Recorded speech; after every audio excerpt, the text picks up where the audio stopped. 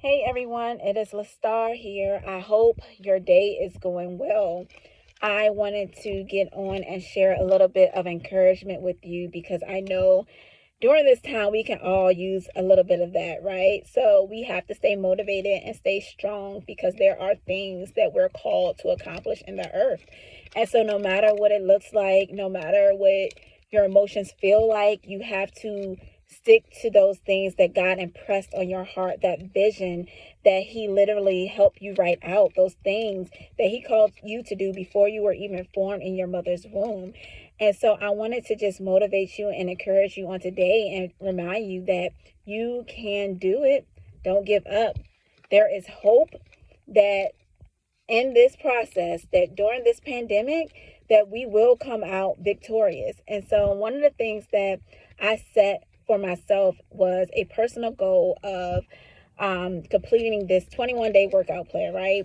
And in this, one of the places I go to work out is the Libby Hill Death Steps. So if you're in Richmond, Virginia, I am sure you're familiar with these steps. These steps are about 150 steps up one way. So one set will be 300 steps. I set a goal for today to do 7 sets. And so when I set the goal, it felt lofty. I'm not going to lie, because physically, I haven't been working out that consistently where I felt like I can do 7 sets of these steps. But then I got out the car and I started to observe my surroundings. And it's 7 o'clock in the morning. Typically, it's not a lot of people working out. But on today, I know it was intentional because it was a lot of people. We're still practicing social distancing. That's important. But it was a lot of people out. And in that, God showed me people from all different walks of life, all different sizes, all different shapes. But the thing is, we all had one goal in mind, and that was to defeat these Libby Hill Death Steps. And so in that, I felt good. I felt really good. I felt really awesome until I saw these three guys literally carry each other up the steps. They were doing a military workout or something where they literally had a person on their back. And the person that was on their back was muscular, fully fit, okay? A good 200 plus pounds. And in that, they literally were completing their sets. And so I honestly became a little discouraged and a little bit intimidated because I felt like my goal now seems insignificant.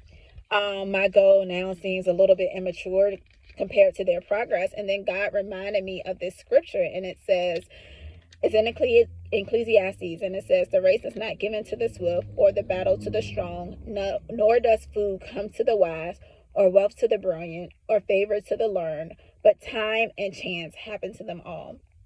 And so why am I sharing this with you? Because sometimes we can set goals for ourselves, and then when we see someone else with the same goal doing it different or in our minds better, we become discouraged. But the reality of the matter is our competition, our race is not with them. Our race is only against one enemy, and it's not really even we're racing against the enemy because we know we're already victorious when it comes to defeating Satan. The race is really the time that we are having, the time that we have on this earth, and the things that we need to carry out. And in that, it doesn't have to feel like you have to be able to outshine people, because I feel like sometimes that's what we do. It's really the fact that we want to accomplish our goal. And so when I started to remember that it's not a competition, that I'm not literally racing against them, or I'm not literally racing to be like the most fit person out here, but I set a goal to do 7 sets of steps, the perspective changed for me. So now I felt strengthened. I felt encouraged. I felt motivated. And not only did I feel motivated, I started to cheer them on and was like, y'all are doing it. Y'all are becoming my motivation to do better. Have you ever looked at the person that you felt like was your competitor and was able to feel like you're motivating me to be my best self? I encourage you on today to allow those places and those things, those people that you see doing the same thing that you want to do, allow that to drive you. Allow that to get you to a place where you're like, I'm about to be not only like you, I'm about to go above and beyond what I thought I can do because of the things that you're motivating me to do. It's okay that we have the same goal. Y'all, it's enough in life to go around for us all. So in this, I don't know who needs to hear this message on today. You feel like somebody was set, that you feel like you were setting out to do a goal and somebody was doing it better than you.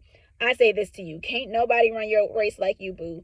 Do your thing. Stick to your goals. Don't back down because it feels like everybody's doing a podcast. Don't back down because it feels like everybody's selling a product. Don't back down because it feels like everybody's writing a book. Nobody's writing the book that you're writing. Nobody can sell your product like you. Nobody can do your podcast and minister to the people that you're called to like you.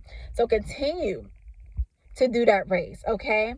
And another scripture that comes to mind is, let us not become weary in well-doing, for the proper time we will reap a harvest if we do not give up, if we faint not. Don't faint, y'all. That harvest is coming and it's plenty for everyone. I encourage you on today to stay the course, continue to run the race, and be blessed. Y'all, we got this.